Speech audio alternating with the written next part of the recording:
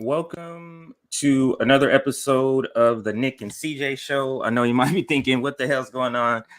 Since we missed last night, we decided to do a stream today in place of you left shit out. But you know how me, Nick, and I do. We just rant on pretty much anything. But what's up, Nick? How you doing? I missed you guys, my friends, my family. I was very sick the last few days. I don't know what the hell this was, but I was pissed because I actually wanted to go live on Saturday. I said I was gonna go live on Saturday, but I literally physically could not. it would have been the worst live stream you guys have ever seen in your life. I would have to take a 5-10 minute break to sneeze and cough my brains out. So I don't think it would have been a horrible show. So I decided not to. And I've been like sitting on the sideline seething. Seething. There were so many things that I've been wanting to report on. But I have not been able to for the last few days. So I literally hit CJ up and like, all right, let's do Nick and CJ for your usual time slot. I know CJ wouldn't mind. We already have a good conversation. Yeah, for sure. I know you guys don't mind because you guys just like good content, right? So we have the Nick and CJ show today because I've been trying to recover. But I have so much content. I'm gonna hit you guys up soon because I had like an involuntary break. I had so many things I had planned. I had to push back. But yeah, I got a lot of good stuff to talk about today. I want to get, and we also want to shout out Tour for the Poor, JB and Rome. Let me see if they can hear us. If you guys can hear us, JB and Rome is down in Florida. There go JB. What's up, fellas? Just saying, what's up? What's going on down there? Uh-oh, might be cutting out. I think he's saying, hold on. We out here giving away pizza. Welcome to Florida. You having a good time? As they treat you right down there, Rome? I don't know if he can hear us. All right, well, yeah, stay on the stream as long as you want. Give us some updates. He's asking if they treat you good. Oh yeah. It's been okay. Appreciate the love and everybody coming up and getting something. Everybody, homeless people with cars. Everybody coming up because we all need a little something. Yep, definitely. Absolutely. I see you looking. Yeah, they'll live too. Yeah. So always good to see our brothers. Yeah. That's what I want to see, man. I think they're talking.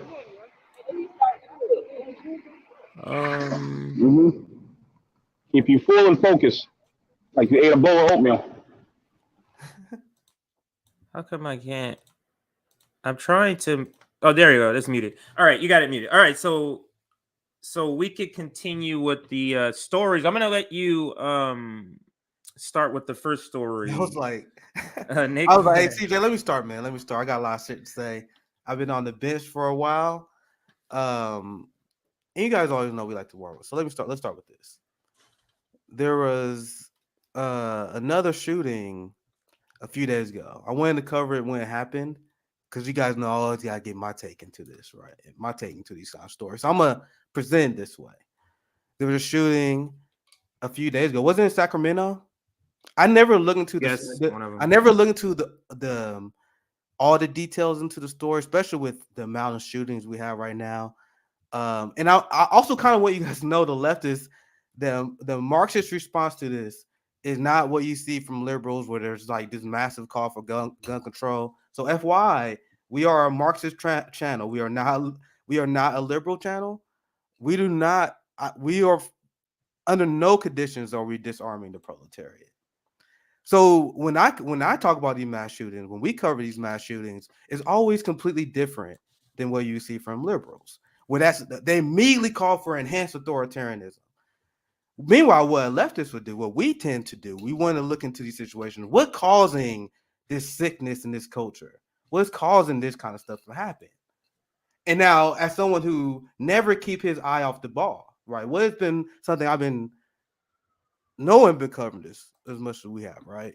I'm trying to destroy the propaganda and this cognitive dissonance that still impacts so many people in thinking that our police state, our giant police state budgets are justified.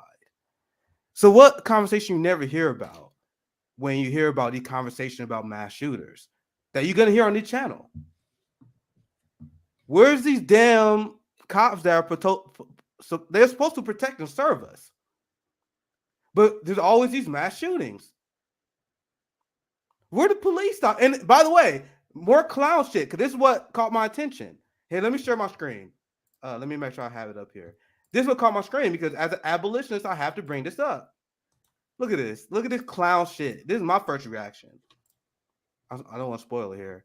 So this is what the police people like. These are the people we pay more than most countries pay their military. We're asking the public's help. Help us.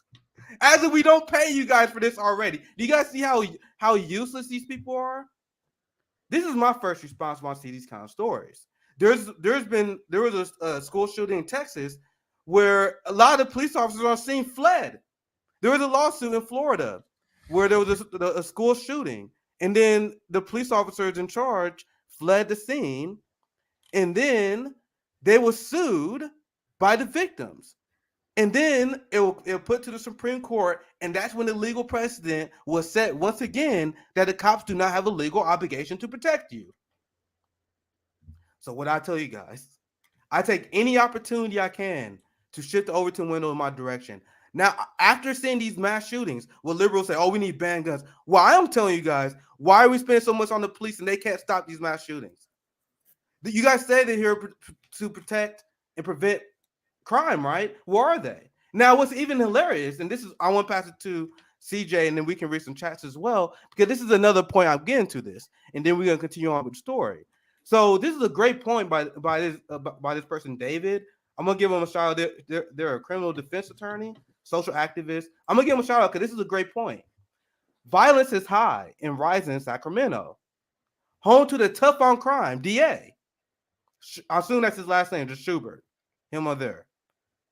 So whenever you see rising crime rates, they immediately like, oh my God, this is because they have reform, soft on crime approaches, defund the police, even though we have done nothing but fund the police more. There have been DAs like this person, Schumer, who said we're going to have a tough on crime approach. Where's the results? And you notice the media, they never ask these questions. This is another point he made. What the press fails to say, they refuse to ask these questions about, hey, you had a tough on crime approach. Why is there no results? How are you having these mass shootings in your area? You say how they never question on their narrative? Mm-hmm. CJ, I want to get, you have any initial thoughts on here? I want to share this last one. This last one. I told you guys I'm an asshole, man. I always take any opportunity to make my point. Like everyone, when they talk about mass shootings, I notice as a leftist, as a Marxist, people want to talk about every fucking thing except this. We spend all the money on these police that do nothing to protect us, and it's shown over and over again. Now let's read another tweet from David. Big shout out to them. Media has run literally thousands of articles about how progressive DA have made crime go up in San Francisco, even though violent crime and property crime are down. So we've covered this on the show. It doesn't even have to be true. They will always run with the narrative that any minor tweaks to the police state leads to the rise in crime, even when it doesn't. But now we have real hard evidence, and this is just one district. The tough on crime motherfuckers been winning all over the country with no results. And then they were like, there's a massive crime rate wave. It's because of the defunded police movement. Someone explain to me how this makes sense. But here's the last part of the tweet. But the media ignores rising crime in Sacramento, a city run by a so-called tough on crime DA. So I want to get CJ. I want to see if you have any initial thoughts, and then we can go to the chats, and I can move on to the next part of this. Absolutely. So what rings true to me is this disconnecting crime from economics. This is because the American public is under they don't have an understanding how poverty, being poor, economics is a direct connection to crime. So ask yourself this question in the context of what Nick is saying. if we're funding the police a lot, giving them a lot of money, if our police are the most funded police on the planet, why aren't we seeing results? Why is crime going up? And at the same time, ask the question, what has gotten worse?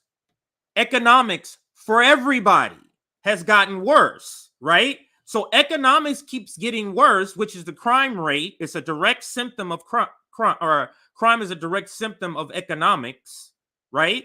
So economics keeps getting bad. Crime goes up regardless of the funding that you're giving, because economics is still getting terrible that they don't want to address, but they know this. Police are just to put a top, if the issue of poverty is a boiling pot of water, the police are just there to put the lid on so you don't know the water is boiling. That's it. The water is still boiling. There's still economic issues. The police are there to occupy, in a different context, not this context, but to occupy our cities in order to sort of curtail crime, to sort of make you go, well, there's a cop outside, so I'm not going to go do anything right now. But it doesn't fix the issue behind crime. And that's what I want to interject and make sure we interject into the conversation. Yeah, and I see a few people that are leaving some great comments. I seen one that said, "I don't believe those numbers." Actually, I can give you an on-screen shout out if I can still find it. I see. I absolutely don't believe those numbers either. I don't. Yeah, believe, I don't. And guys, I don't believe none of the numbers that they give. None of them. I don't believe. None let me add this caveat, right? I don't believe those numbers either. We talk about the philosophy behind what is a crime anyway, how the crime rates are calculated. These are things we explain. This is why you guys can eat. I see like long-term viewers, you guys immediately spot bullshit when we cover these stories. But one of the ways I shift to Overton window, and I do this all the time, I would use their own language against them. I would say, okay, even assuming your argument is true, even using your crime rates, using your argument, I would still dismantle your giant police state propaganda, even using your terms, even accepting your flawed premises, I can still dismantle your propaganda. So even if I use crime rates as they use them, I can still use their ideology and their system to dismantle their own system. Mm-hmm. You guys see what I'm saying? It's the same. They're just conservative. Maybe I could find it. Maybe I could find my response to her. But she went viral on Twitter. Maybe I should find her tweet just for record here. But she was saying she wanted conservative Trump people that's on the rise. Actually, let me see if I can find it. I think it'd be funny for you guys to see this. So this person was like, despite what the left and what the liberal media is telling you, marijuana is dangerous. Marijuana will lead to people dying, and marijuana should be banned. That is what she was saying. So I could have said, there are a lot of people that was like, you out of your fucking mind if you think marijuana is dangerous, blah blah. I'm like, okay, I went in her timeline. She obviously a conservative, right? Saw a lot of Trump love, saw a lot of Republican retweets and shit. So I'm like, okay, I don't even have to address your argument that you're making. I said, even if marijuana is dangerous, like, I don't believe the government should tell me what I should consume. You big nanny state loving bootlicker. Got a ton of likes on that. Because I once again, I could debunk it one way, but it's actually powerful to twist their own logic on themselves. Because I'm like, even if I was to accept your premise, I can destroy it using your own ideology. That's powerful. And that's why and when we cover policing sometimes, that's why I do. So when I see you guys say stuff like, I don't believe the crime rate's next, yeah, guys, I hear you. But it's also important, especially for people who still copy propaganda. I can use their language and their terms and debunk them. This is why, once again, another reason. You're saying either way. Like, I can go with your argument, or I can just go with the truth. Like, whichever one you want to do. Yeah. So that's what I'm trying to do. I want you guys to understand. You guys are 100% right. And when I continue to cover these stories, when you see the concept of crime rates, all this stuff, a crime rate is literally what they write down and what they choose not to write down. So they invest more into policing and they decide to write more shit down. They're like, oh, the crime rate rise. And they or what they do the opposite. Yeah. Let's not put that on the books. Yes. And now the crime rate goes down. Yes. And then people are like, oh my God, you guys are radical. So once again, what's the crime? So when there's wage theft that happened, which is rampant, there's more wage theft in this country than criminal burglary. Do you guys know that? Does every time Walmart or Amazon steal someone's wage, does that get marked down on the crime book? No. Every time ICE sexually assaults their migrants, does that get marked down as a crime? Every time Wall Street illegally forecloses on someone's home, does that get marked down as a crime? No. When Breonna Taylor was killed in her bed, was that marked down as a murder? Not a police-involved shooting like they like to put in media, but is that a crime? Decolonize your minds, guys. This is the process.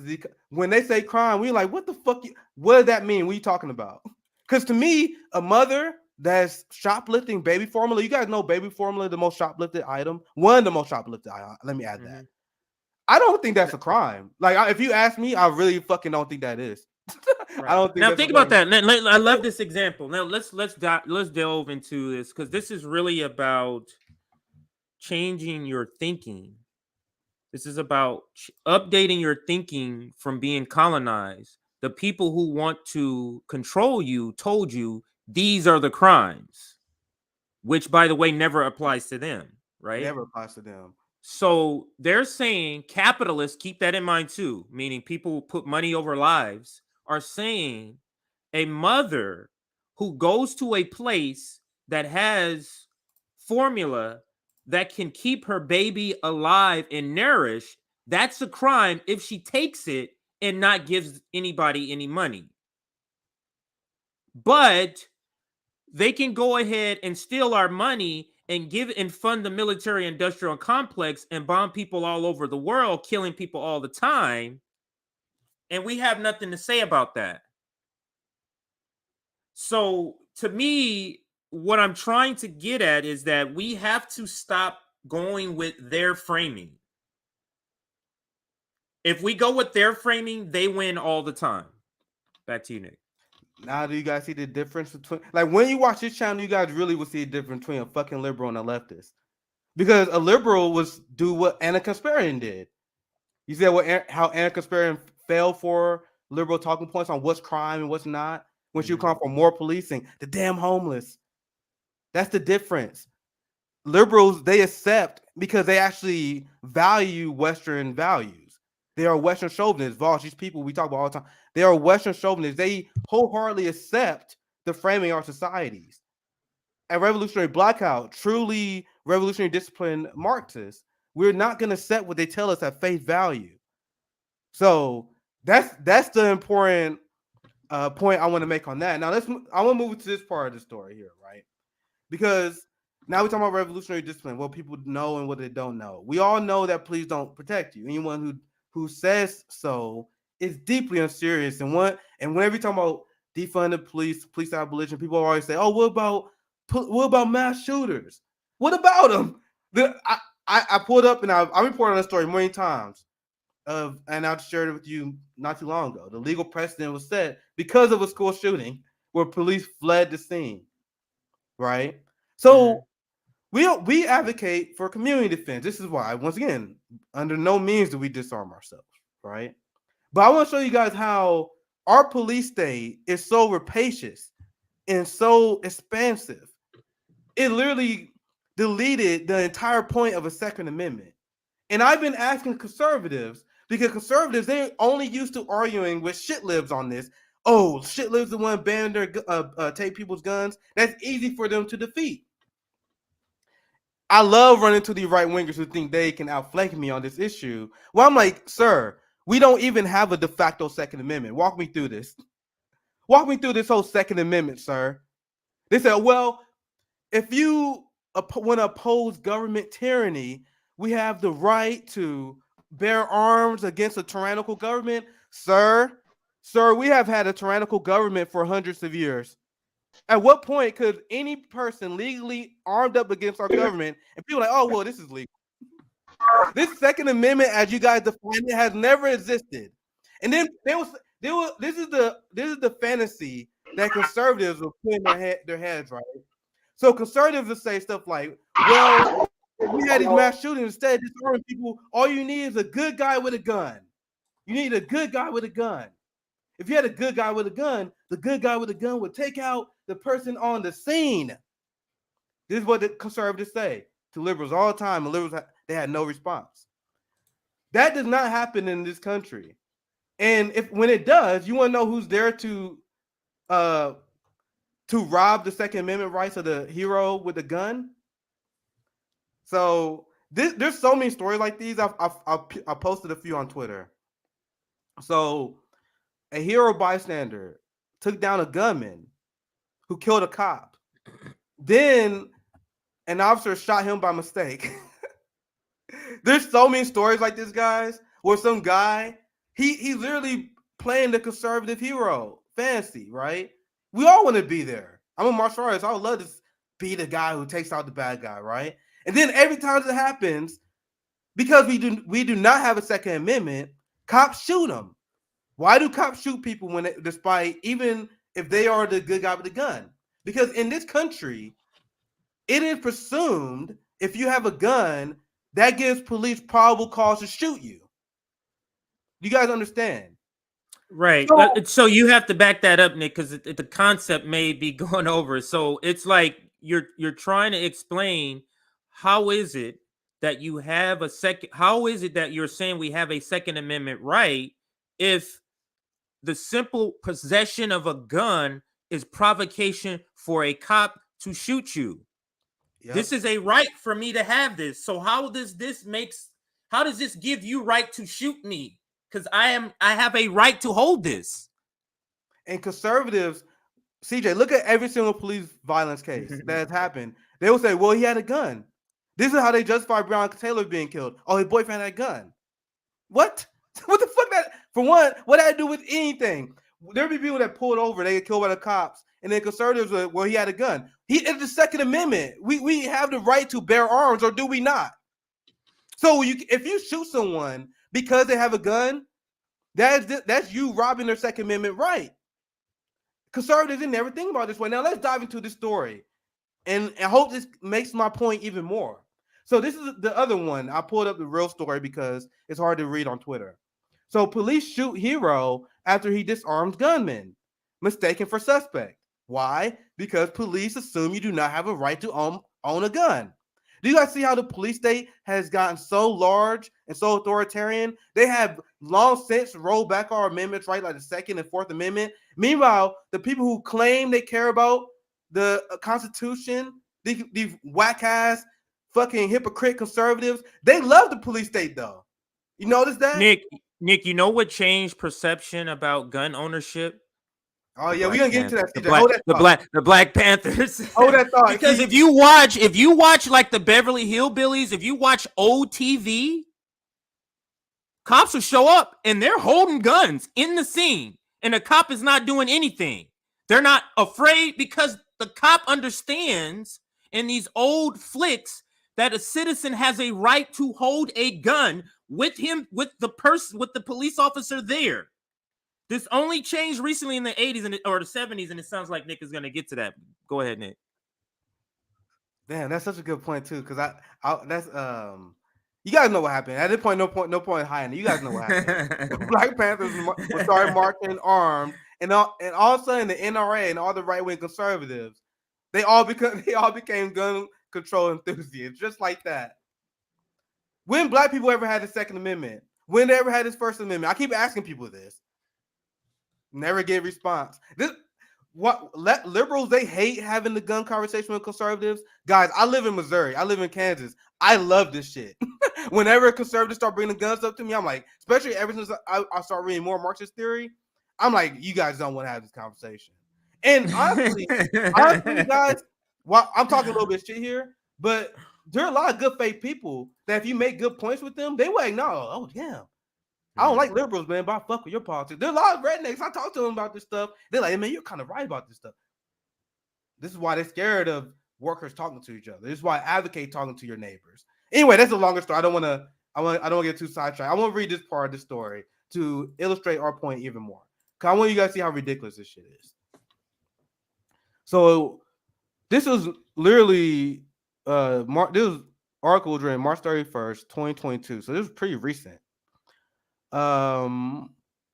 So this guy, Quan Green, hopefully I'm saying his name right. He was a hero who prevented a shooting inside a restaurant early Sunday before a San Jose police officer opened fire. The police yelled, "Drop the gun," without giving my client a second to understand it was the police or turn around to see what's going on. Guys, they do this all the time. I follow these stories all the time. Body cam footage reveals this all the time. They like freeze, and then they give a very vague command. If you don't follow that shit in like 1.5 seconds, boom, boom, shot, or if you're lucky, you maybe get tased. If you're lucky. They do this all the time. And think about this. And I'm a martial artist. I'm literally trained in high stress situations, especially when you have people who are not usually used to these high stress situations. Do you know what it's like? I can't even imagine, right? You in a gunfight and you see what happened in this situation. You stressed out, and then you expected to immediately follow orders. But anyway, I don't want to get too long in a tangent. I just want to let you guys know they do this all the time. And then they lied in this story. They were like, well, we gave him order and he didn't follow the directions. The police, they always lie, by the way. Always lie. But what does that sound like? Just what does that sound like? What is that to me? It just rang to me. What would they tell a slave on a plantation if he didn't listen? He didn't follow orders. That's why we shot the motherfucker. Mom that's crying over this dead slave. He didn't follow orders fast enough. That so very much brings me to that. Just hearing you didn't follow orders. Like, fuck you. You work for me. How about you follow my order? That's such a good like point. This whole police state is just been flipped. And I'm telling you, if you watch old TV, they show you how they perceive cops to be until black people started wanting to own guns. On TV, literally, people got rifles hit like this, and cops are standing right here with their gun in the holster. Like nothing's happening at all because you have the right to possess a gun. Now, if they see you with a gun, that's probable cause to shoot. That was the Tamir Rice. Remember the 12-year-old kid who was shot when he had a toy gun? And then conservatives like, well, they thought it was a gun. What? What does that mean? I am missing how your argument makes sense. Right. But I love drilling conservatives on this because, I'm telling you our personal experience, guys. Everyone's experience is different. When I know some and this is why you gotta realize not all these Republican voters are like Ben Shapiro fans. They're not like into the dialogue where they have to win. Like when you fight, when you engage with these parties who have to win for their team, they are not the ones we should be trying to win over. Just like liberals. Exactly. Those are just like liberals. Go ahead. No, yeah, exactly. It applies both ways. And there are a lot of these people that vote Republican just because their dad vote Republican, their granddad vote. Like it's a family thing. It's a cultural thing. And I'm telling you, just as someone who live in the red state, I know people these white people, they vote Republican. Then they be like smoking weed, talking about healthcare with you. Like, what? Like it doesn't make sense, bro. And we got to think of it, Nick, with your black people, our black community. It's the same thing. Yeah. Look at what Biden's doing. He's funding the police state. He did all this stuff. He said these things to the civil rights people on the phone. Like, what do you mean? I've done more for black people. You know that whole savior mentality where if you question the savior, they're gonna go, "What do you mean? I've done the most for." That's what That's what. That's what happened. But just look, what did black people do? What are they gonna do? Are they gonna? Is this a wake up call? Or they're just gonna continue to vote? It's the same sort of concept to where there's rural white people that you would just assume is some certain way, but they're not, and it's passed down. Well, I vote Republican because my family's been voting Republican. I was told this is the way It goes when you're dealing in the system, Nick, that you really don't have a direct connection, meaning you vote and you're not feeling any difference. You don't really have a need or want to like understand more. You just kind of go with the flow. You just kind of go, because literally when I go vote, nothing's gonna happen. This is what the person's thinking. Like, I'm not gonna feel any difference. So what does it matter? I don't need to know. Joe Biden, whoever. So my mom says they're voting for Donald Trump. I'll vote for Donald Trump. And that's how it is. But this is why I always say, I'm going to pass it back to you now. Now go ahead, bro. The key thing to this duopoly staying in place is suppressing wages. Because if people don't have the time to figure out, to read, to find out what the government is saying on TV is true or not, then you just go with what CNN tells you.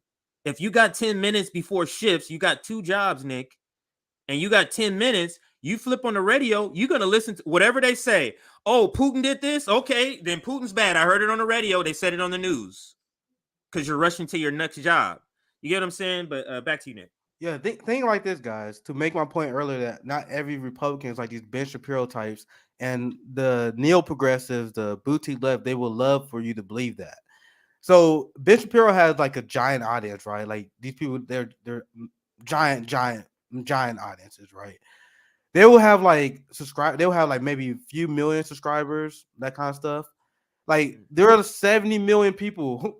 Like what's the number? Like 70, 80 million people who vote Republican. Well, that's what it was last time. It was like between 70 and 80, maybe between 70 and 75 million. 70, like time. Even if Ben Shapiro has a giant platform, actually, I actually don't know. I'm like literally, I don't know that much about it. I'm gonna literally just type in Ben Shapiro subscribers. I literally don't know. I'll literally just try and guess. So it says Ben Shapiro YouTube channel has 4.3 million subscribers. Jesus Christ. So 4.3 million subscribers. That's still compared to 70 million Republican voters. Do you guys think all these people are listening to these people? A lot of these people were just voting that way because they are going through the going through the emotions. Flow. Just the same way. I remember I told you guys this all the time. The first political conversation I had with my mom, well, she was kind of like, yeah, we just vote Democrats. And I'm like, why? Well, just kind of we just do. And that's my mom apolitical. That's just kind of how she thought. There's so many people just like that. And to get back to the original point, the reason I brought that up because I would nail them to the wall on this policing shit and on gun shit. Liberals can't get there because liberals are out of their mind on guns, right? Leftists, we can connect to all the workers. If you're a worker, we can connect with you, right? So when a lot of these people realize that we're not like this elitist liberal boogeyman, which actually, no, I shouldn't call him boogeyman because Maxine Waters told a ton of homeless people to go home. So that was the most ridiculous shit. So let me correct myself. Their depiction of liberals are correct, but we are not that. Once they realize that we are actually for the worker and we for the ordinary person, and they can divorce themselves. And if you're smart, it won't even come up, but they can divorce themselves for their hatred of socialism, whatever. They hear what I talk about with Second Amendment, and I'm like, why do I talk to many people like, why can a cop just shoot someone that have a gun if you believe in Second Amendment? And they're conservatives like, yeah, I don't agree with that either. I don't think they should be able to do that either. Like you can chip away at these at most people if you have a coherent ideology. Red blue game just leads people not to having coherent ideologies because I call out conservatives because we make fun of liberals, but they don't have a coherent ideology anymore either. The same way the culture war destroyed the liberals' brains and their critical thinking, the same thing happened to conservatives. This is why the concept of people running away from defunded police in the policing is hilarious. I find this to be my most effective argument against conservative. Do you guys understand this? I'm like, how you guys say you for small government? How can you say you believe in don't tread on me, but you support keeping a plant illegal, marijuana? And I use this all the time. I talk to all these right wingers, guys, countless of them, and then they're like, "Yeah, I agree." So I'm like, okay, so if we spend all that money on marijuana reform, why we spend all that money instead of being more fiscally conservative and providing? Bro, if you talk to the average conservative, you can get them to not along to this shit. Mm-hmm. They may not 100% agree with you, but this is what we gotta do as educators, as leftists. We gotta keep nudging people. And I think it can be done by pointing out this hypocrisy. It makes no sense why people want to run away from it. No, you say that you are for small government. Don't tread on you. But you support giant police states that don't justify itself, that don't protect people, that don't reduce crimes. Doesn't make sense. Like, you just call them out on that. But the people believe most people see, this is the problem. And this is the problem with a lot of issues. Since we're the most propagandized people on the planet, most people and most white Americans believe that they simply can't even conceive the corruption. They can't even conceive that the police state can be there to do bad things. It's so beyond their realm of understanding when they've been propagandized to believe in, since the Andy Griffin show, that police are there, they're your friends. Like, and maybe it is for white people, that is all true. You get what I'm saying? But so it's beyond the imagination and comprehension of some people, and that is the gap. RBN and we have to bridge. I'm not sure. Can I say this? Go ahead. Can I say this? Because there are some white people that understand the system, but it's in their best interest to not. Because if they was to actually, you know what I'm saying, call out the system for what it is, then they're gonna have to, you know what I'm saying, admit that they live under the bosom of white supremacy, that they feel comfortable, and this is why they challenge us on these things, like police in a black neighborhood, which they don't have to live with. So a lot of these motherfuckers know what they're doing, but they don't want to give this. They don't want to give that up, man. They're not going to give that up. I mean, CRT is another great example of this, where it's like, one, it's not even be taught. Why is this all this commotion about it? Like, why is there all this commotion? It's not being taught in schools. Nobody's being taught in schools. But then ask yourself this question, Nick, in Rome, is in JB, to have a reaction for somebody to say, critically think about any topic, to have that reaction, that's telling me that if they critically think, they're going to figure out the truth. That's telling me not that you want them to be indoctrinated in a lie. That's telling me you want to make sure they don't understand the truth. Because if they understand the truth, what person whose race, whose ethnicity has done all the things that white men have done is not going to have some level of sympathy, some level of guilt, because you're saying, damn, like if Americans bomb Palestinians, I'm an American, I didn't do it, but I'm going, damn, Americans did some fucked up shit. You get what I'm saying? So there is a this is why I always say, like, this is why every white generation we have to go through this again, where they have to relearn all the bad shit that their ancestors did, because their ancestors, the people, they're safeguarding all the atrocities. You get what I'm saying? By making fairy tales, by Christopher Columbus sailed the ocean blue to cover up atrocities that he's done. You get what I'm saying? So I can go on and on.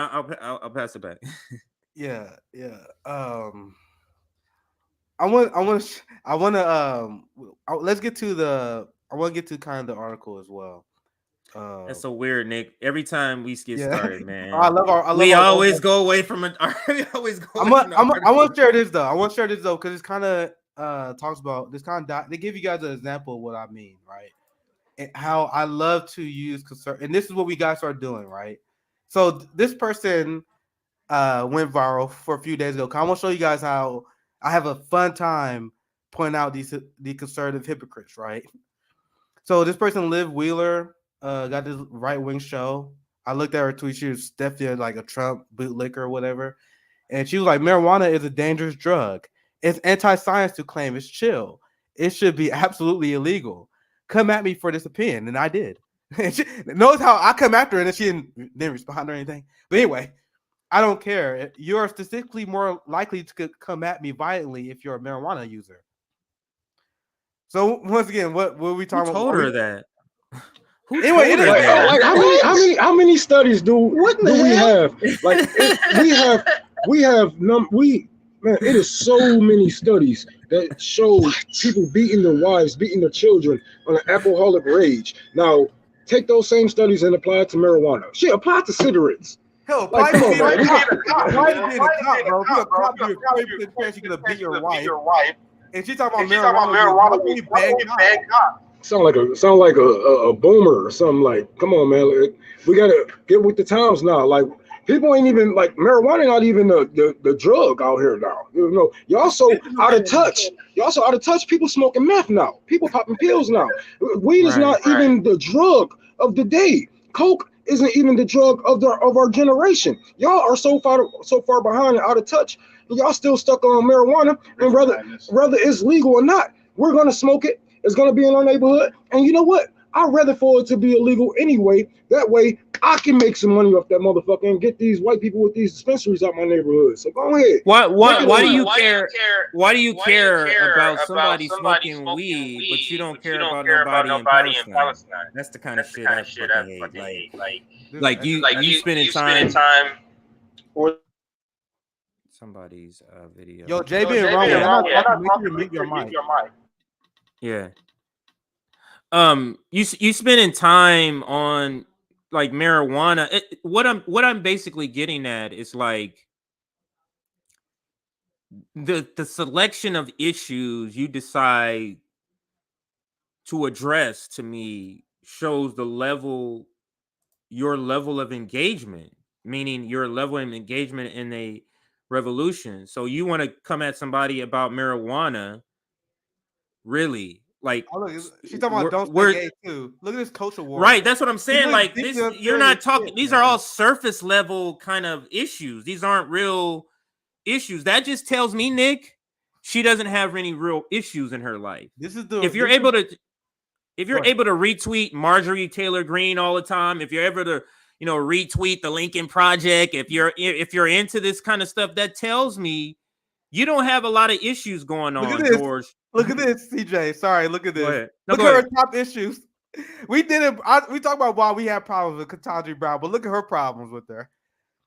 She won't define a woman. Who gives a fuck? Look at these. Who gives a fuck? On board of school teaching CRT. She wants people to actually learn history. God forbid. 57% more lenient than average on sending a child porn offenders. I actually don't know that much about that at all. Doesn't have a position. That's literally her top issues. It's like, look at this. That's her top issues. Shit. But anyway, this is who she is, and she had this tweet. She like did the most insane, not even appealing part of the right?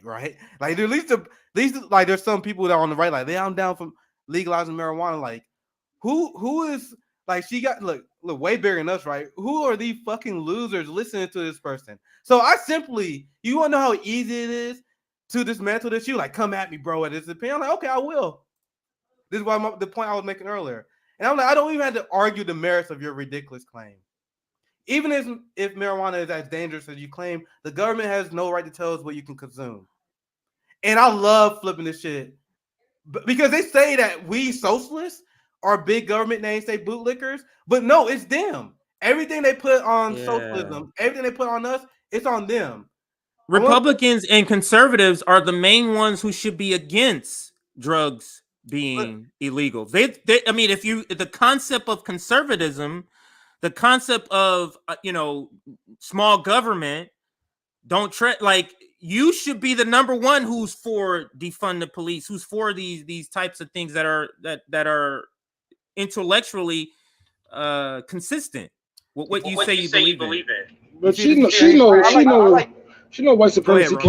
She know white supremacy gave her that platform. She know white supremacy and laws like this got her where she at, and that rhetoric that she is spilling got her where she at. Even if these people smoke heavier, harder drugs than marijuana. Let's be blunt about this. They all do it. Oh yeah, go ahead, take care. They all do it. You know what I'm saying? They know marijuana is nothing but. This is like I had said. Some of these people know better. Some of these people know better, but they can't teach you any better. They need you in that spot, in a little echo chamber, so you can go out and spout that dumb rhetoric. Like, come on, man. I like the exchange here. Yeah, there we go. I like the exchange here because this is another point I want to drive home. Big shout out to Bubble Freak here. You know, one of her steps, I guess, was like they didn't get it. They got the very small brain. They don't understand what I was trying to do. It was very obvious. He said socialists calling someone a big government nanny bootlicker is the height of irony. He said, you would think so, wouldn't you? But you're the one on the side of big government. Kind of makes you wonder if you're living in a lie and you don't really know about anything about socialism or freedom. This is why I love doing this, guys, because this literally destroys the entire conservative ideology just like that. And now ask yourself, why are people afraid of talking about policing with conservatives? This is their biggest blind spot. This is the one spot that completely exposes them. But no one want to talk. I give Jimmy a shout out because I was telling people we were the only independent media that's calling out the police. Yeah, he started calling it out. Two videos, two good videos called out the police state. And then you have people like Sam Cedar who say, I don't care about police funding. He called Jimmy a right winger, but he does no coverage over police. TYT, no coverage over the police. In fact, people like Anna will agree with the police state. They were like, I don't know if you saw that Jimmy footage. I was gonna do coverage of that. Like if we didn't do this show, that was gonna be one of the stories where I cover that video. Do that too, because we can do the main. Actually, let's do the main. Yeah, because you know what? Because they do cover police brutality, but what they don't do is teach people how to overcome the shit and teach people, you know what I'm saying? How to even talk to the police or how to combat the police. Nothing. Do they want to defund the police? All they do is make money off the backs of fucking black people getting their ass whooped all fucking day. Yeah. It really hasn't changed. Like the concept really hasn't changed. But wait, let's not go off into that tangent. Yeah, so let's get to this main story, and then we can do a few. I know you have a few stories you want to cover. Yeah, we had it. So you guys know we always like to do long intros. Also because I wanted to cover so much before getting to this story.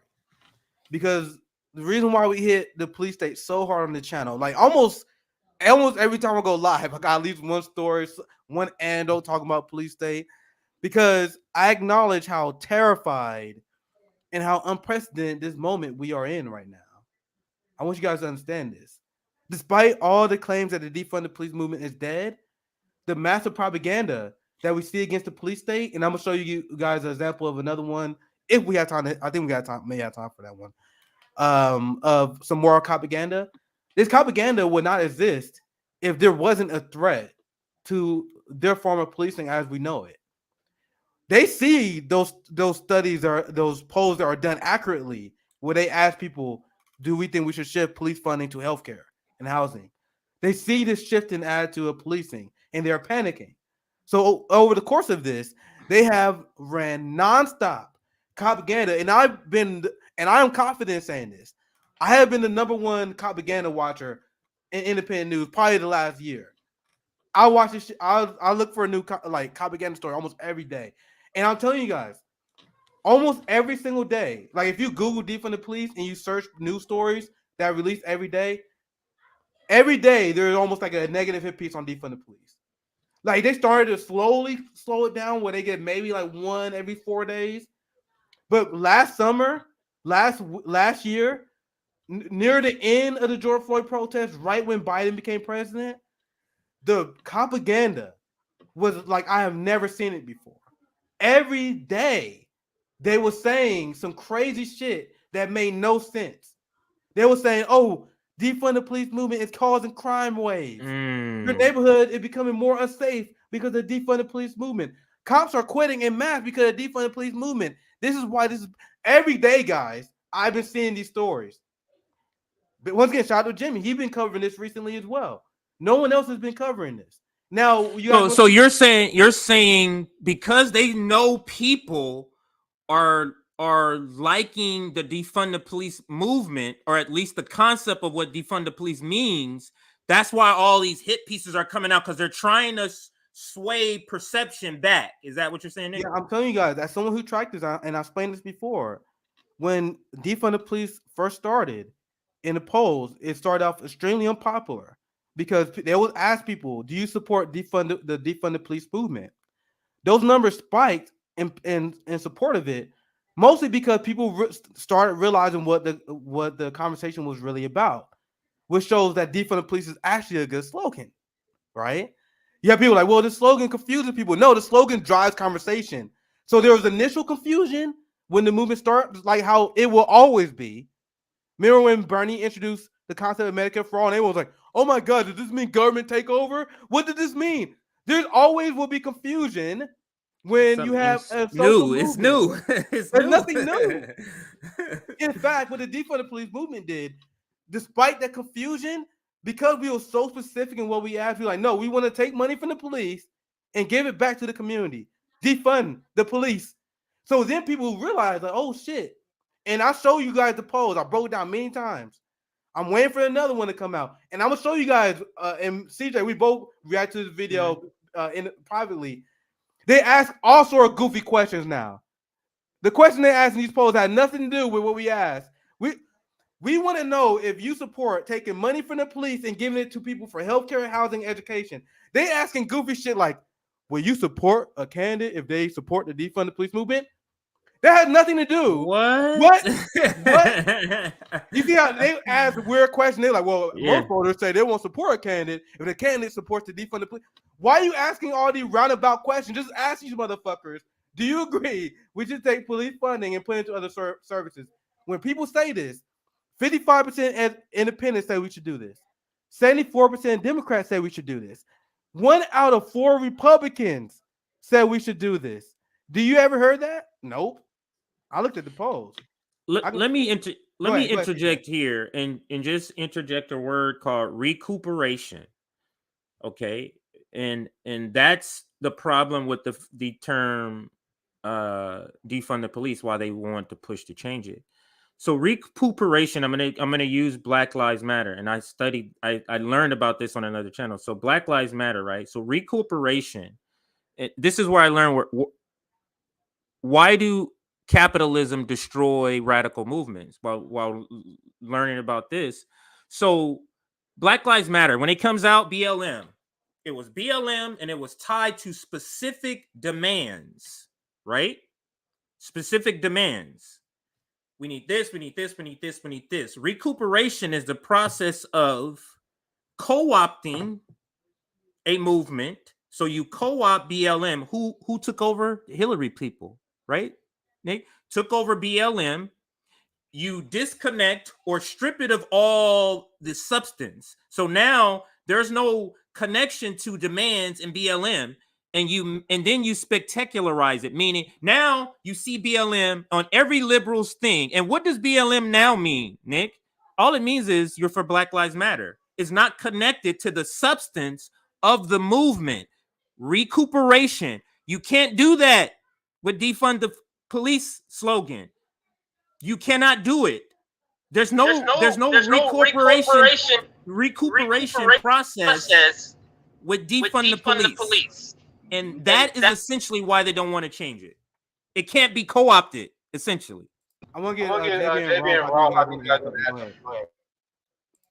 I wanted to touch on what you were saying about 1 in 4 Republicans. See, what they don't want people to know is there are a big group of conservatives that don't even deal with the police or like the police. But these are the conservatives that they don't let y'all talk about, or some Trump supporters, we should say, because when we was out canvassing for Bernie, defunding the police was one of the easiest things that we can relate on, because nobody liked the police in poor neighborhoods. Yeah. They are there to terrorize us. They are there to rob us. They take our things. You know what I'm saying?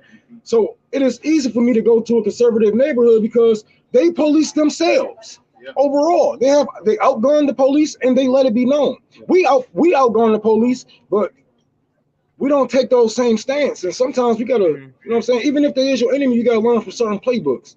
So when we go campaigning for the general strike, for the revolution, we have to target poor white neighborhoods with defund the police. Like, that's a target issue. Because the establishment or the police state treats poor people the same, right? They treat them all terribly, and they treat black people, they treat indigenous people terrible also, but they treat poor people of all races terrible. So that is a key issue, that if we're trying to target and get the popularity up, is to target poor neighborhoods with a campaign. I'm just sharing this. This is from the exit polling of the elections. There was this article that was released that showed that in exit pollings, progressive policy stood out. Many independent media reported on this because they showed that, despite the fact that Joe Biden won, many voters support Medicare for all student loans, and and a lot of people did include this part. This was one of the most underreported things I've ever seen, and I continue to report on this. And you guys are gonna see when we get to the next story, you guys will see they do everything they can when they ask about defund the police to avoid asking it this way because they learned their lesson. Every time they ask it this way, they get a result they don't want to print, and they bury it in the article. So it said, I'm gonna read it once again for new viewers who haven't seen me report on this before. A majority of voters want to reallocate funds from their local police budget to crime prevention initiatives such as counseling, drug treatment, job training, and education, including 74% of Democrats and 55%. Yes, that is 55% of independents. What is the largest voting group right now, guys? Independents. I got 55% of independent. But what did Kyle Kalinske say in that thing? He said it was like, I can't even remember the number. It was some low number. Yeah, you look for it. Hold on, let me see if I can find it. Fuck. You got a bunch of shit in your thing, man. Yeah, because I told you I report on defund a lot. Look here. Yeah. This is the headline, because Sabby and CJ did take down a cow, right? Mm-hmm. Because Kyle is a media critic, except when it comes to policing. So this is the headline he used. Remember when Kyle said defund is a bad slogan because only 1 out of 5 Americans support it? Look at all the goofy ways they use to drive that number down. It said fewer than 1 in 5 support defund the police movement. You see how they add that part? They didn't add that part in for no reason, because that's literally how they asked the question. So I told you guys, let me fix the headline, because this is the same poll I'm talking about. You guys know that, right? Well, I got that snippet. They asked people, do you support defund the police movement? And then that was overwhelmingly negative. Because, and I explain here, when you look at this poll was mostly white, mostly Republican. These are the demographics that generally oppose defund the police. Right. So I literally broke down this poll. Like, you can look in the poll. When you look at it, it's consistent and with I reported. The survey found 67% of Democrats support redistributing portions of police budgets. So they buried the real results down here. In the same poll, do you know it shows 63% of black voters support defund the police? So why is that number 1 out of 5? Because they significantly underpolled Democrats and black people in order to get that poll number like that. Get that number down. And then they asked a misleading question to get that. Right. You know, you're not asking what it is. You're not asking, the survey question isn't asking people to if they agree what defund the police is. You're just simply asking, do you agree with the phrase? You're asking about a particular phrase, and then you're reporting that as if people are saying, no, we don't want you to reallocate funds. That's so misleading about the poll. And then on top of that, you're oversampling demographics that would not be, that would necessarily be for this. Like, why don't you go to Compton and ask that question and see what the results would be? Yeah, bro, like 55% of the people they asked was Republicans. Go ahead, JB. I'll be right back, y'all. Okay. You can hear me. Yeah. Okay, JB. Just drop in when y'all get. Yeah.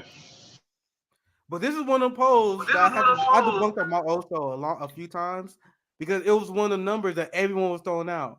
And then when I see people throw it out, like Kyle Kalinske, it became immediately one of those exposing moments. Because the reason why he didn't look past the headline, because he wanted to do a hit piece on defund the police. Yeah. If you're on our side, you'd be like, okay, why is this headline bullshit? Which I did, and I found the bullshit almost immediately. Kyle Kalinske didn't look because it's not in his interest to look, guys. Do you see the difference? Do you guys think I wanted to do this takedown? I was actually very upset when I saw Kyle Kalinske go along with this shit because it was one of those moments where I'm like, damn, we really are by ourselves. We really are fucked. Because I didn't have high expectations for Kalinske, but I didn't think he would go that low. I didn't think they would sell us out that aggressively. And that's what they did. So listen, Nick. So white people, Nick, you're telling me white people are fine with millions because police are in our neighborhoods, not theirs.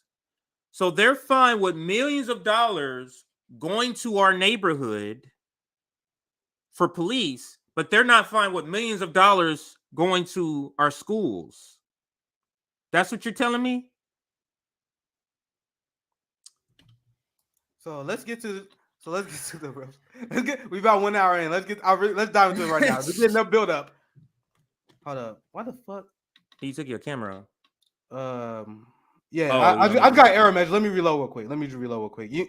Recent comments real quick. Yeah, I'll take it from here. So he's gonna reload to get his not sure why the camera went off and he wasn't not able to get it back on. But we're gonna be covering. I do have something up here I want to share. Oh, not that one. Actually, I'll wait because what I have is for the next story. Kalinske showed his stripes when he just assumed the United States militarism was a natural condition. I had not known he said that, so I did not know that. Slaves' lives were valuable property, but after slavery until today, black bodies are expendable. That is such a good point. Our bodies were insured when we were slaves. So the value that black people had was in our bodies. And then when slavery was amended, because it wasn't eliminated, when it was amended, that automatically devalued to them, us. You know what I'm saying? So now providing food, now, even though, because we're slaves, don't know this language, don't know this land, don't have any property, don't own any of that. Just go out. Yeah. Oh, you're free now. Go where? Like what am I doing here? But anyway, back to you, Nick. Yeah, so let's get great comments. Two great comments. Yeah, two great. Yeah, comments. Let's get to the main story. I know I've been talkative as hell today, but I told you guys I had a lot to say. I have been off for essentially 5 days. There've been a lot. We still ain't got anywhere. I didn't touch Ukraine yet, guys. I still got a lot of shit to say about that. We don't got time for that today, though. We might say that for next time. We see. So let's get to this story. I told you guys the Democratic Party is where movements goes to die.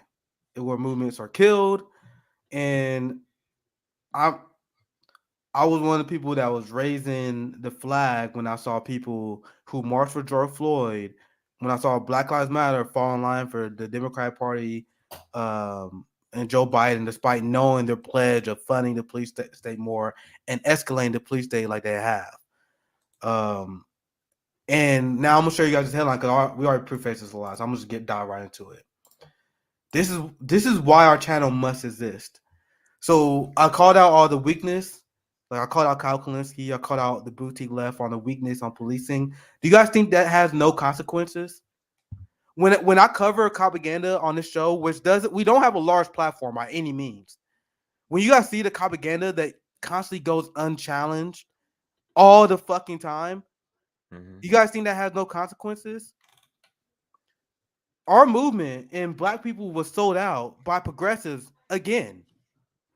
We were sold out again by progressives to the police state. Because they are still apologizing for Joe Biden, still pretending that him in the Democratic Party is not an evil worth fighting, despite the fact that you have Democratic mayors all over the city, all over the nation. Sorry. They are pledging to increase police funding. You got Eric Adams that is waging a war against the homelessness. the homeless in New York. The police state is being escalated and supported by the Democratic Party. So let's dive into this article. No progress since George Floyd. U.S. police killing 3 people a day. And this is as Joe Biden and the Democrats are publicly calling for funding the police more in the middle of a pandemic while people are starving. People have no health care, but have a food shortage. Feel free to chime in anytime you want, CJ. I'm going to just dive into the first 2 articles. Sorry. Go ahead. No, go ahead. No, go ahead. Police officers in America continue to kill people at an alarming rate, according to data analysis that have raised concerns about the Biden administration push to expand police investments. Of course, see, that's why, like, real activists, like, bro, the police are killing people, and you guys are pushing, and you guys are afraid. Like, the people are afraid to defund the police. You got police killing people in mass, breaking records. Law enforcement in the U.S. has killed 249 people this year, as of March 21st. But they want us to be scared about Putin, though. That's 3 per day, and then that mirrors the deadly force trends of recent years. So, if you look at the graphs of all the police killings, it's been a straight line up. A straight line up. And people were like, Black people, we are raising an alarm. But white people are like, I think we should focus on other issues. If those 294 people, I think you said, were white, do you think anything will be happening? If white people were being killed at a rate of 3 people a day, and shot or killed, if police were out of control doing this to white people, could you imagine the swift response? The police have killed roughly 1,100 people each year since 2013. I'm going to add this in the article, but I also want to add the NYPD has a police budget that is larger than the Ukrainian military budget. So I'm asking you guys, why is our state going to war with its own people? We literally spend on policing as much as other countries do on militaries, but there are cowards who are like, I don't want a safety fund. Yes, motherfucker. We talking about the fiscal talk. You guys see this? Right. But anyway, I don't want to get too off track. Let's continue at least a little bit with this article. In 2021, the pigs killed 1,136 people, one of the deadliest years on record. This is right after the protest, in the middle of a pandemic. In the middle of a pandemic, right after we just complained that you motherfuckers was killing people, Joe Biden took office. It was like, let's kill more of these motherfuckers. Worldwide protests, and they said, "Fuck that shit." Fuck that shit. Do you understand what the level of white supremacy you have to be ingrained in you? Like, they're not doing that shit. Did not alter. Killing a black man on video did not change nothing. Not a goddamn thing. But Will Smith though, white America is like, violence is never the answer when it comes to like celebrity drama. But if you're a civilian and you mishear a police officer's command, as we just covered, they would shoot your ass. If you don't respond in 3.5 seconds, you're liable to get shot. And then conservatives are like, you deserve it. You should listen to his orders. The same people who melted down about Will Smith's slap are silent about this. Isn't that hilarious? Now you guys wonder why I didn't melt down about it? Why we didn't melt down about it on the channel? The child shit. Compared to the reality of what's going on. The reality of what you guys actually support. When I say you guys, I'm not talking about our audience. I'm talking about rhetorically here, right? The country. Nick, do white people who are fine with this, they have to believe. You have to believe that black people are just committing crimes, irregardless of whatever's happening. You have to have a belief that we're throwing money at police and we need more police and more police to go over a place that's not even our neighborhoods. You have to believe that, Nick. There's no way you're going to be okay with that unless you believe. Black people have an innate propensity it's natural for black people to be criminals. That's why we got to have all this money for them and keep them over there. There's no way for you to be okay with that without that being one of the pillars of understanding of belief that you have. Because if you're saying, because if it's otherwise, no, because if you don't say that, Nick, if you don't say black people, indigenous people, brown people have a propensity or have a greater likelihood to commit violence, if you don't say that, then you have to ask the question, Nick, then why is this happening? And it goes back to economic. That's the reason. Because if you don't say one thing, then you have to ask, well, why is this crime? Like, why are people, I mean, all you have to do is get a job. Everything is great in the United States.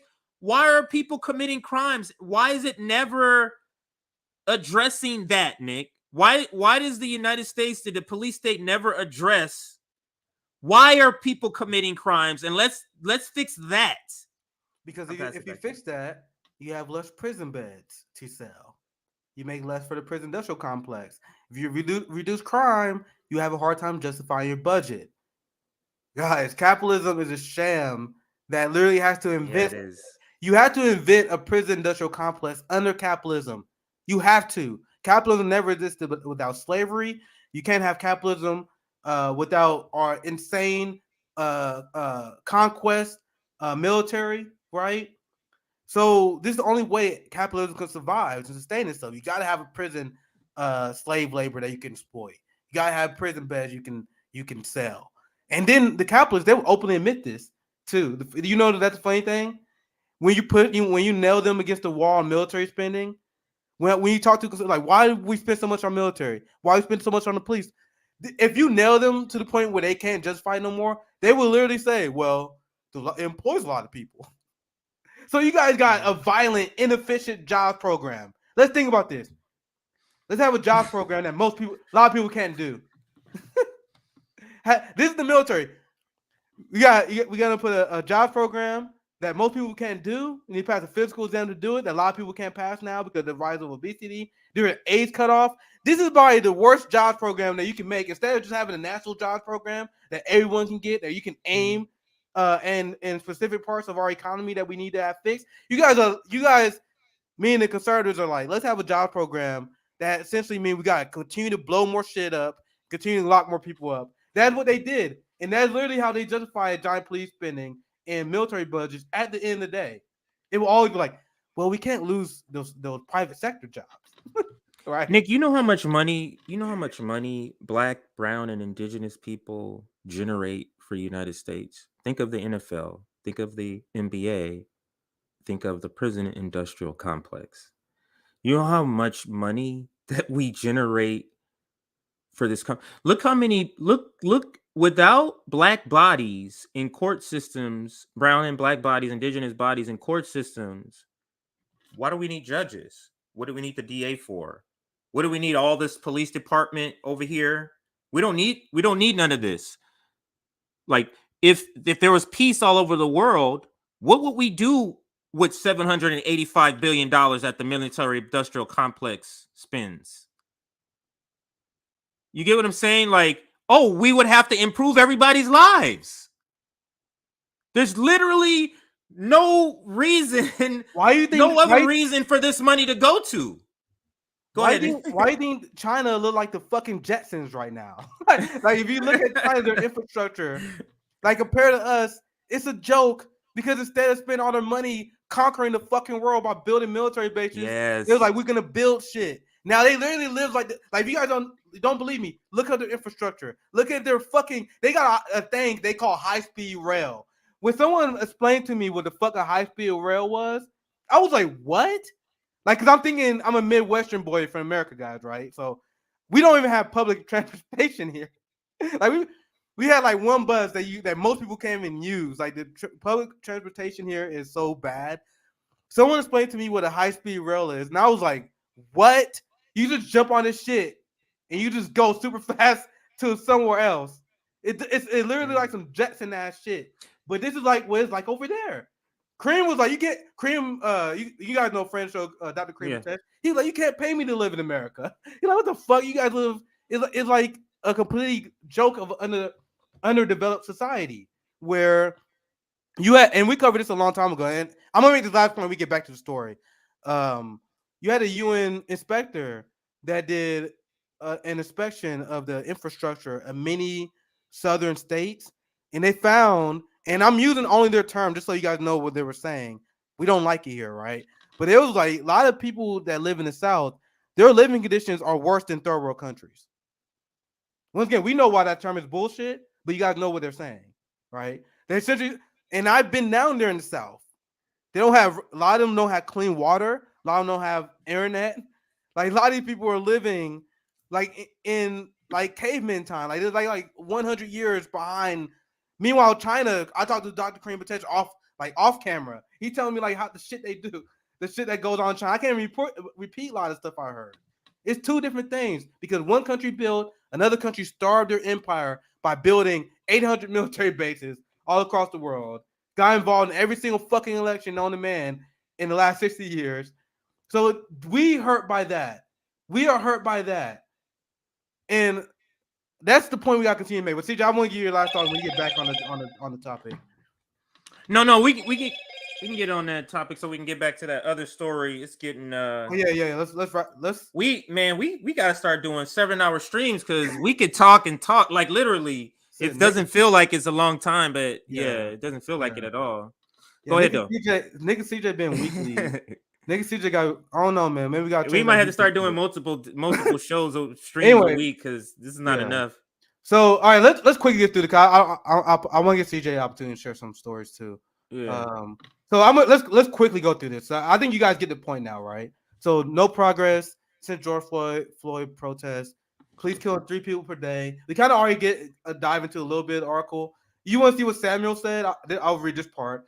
Samuel, a data scientist and policy analysis, he says the shocking regularity of killings suggests that nothing substantially had changed to disrupt the nationwide dynamic of police violence. It demonstrates that we are not doing enough. And if anything, it appears to get slightly worse year after year. So what Samuel is realizing that all these shit-lived reforms that we abolitionists have been telling you will not do anything. People thought abolitionists they thought we was radical when we kept telling you these fucking stupid reforms that you guys are advocating for is not going to do anything. Even the reforms that I thought was going to do, I was wrong on body cams. I remember when body cams first came out, abolitionists were actually happy. Yeah, they were like body cams. Yeah, this is a good reform. Didn't do shit. Didn't do fucking thing. Now if you give a plantation manager a body cam, is that make slavery better? Like, what does that do? He has a body cam now. Like, what the fuck does that do? Go ahead.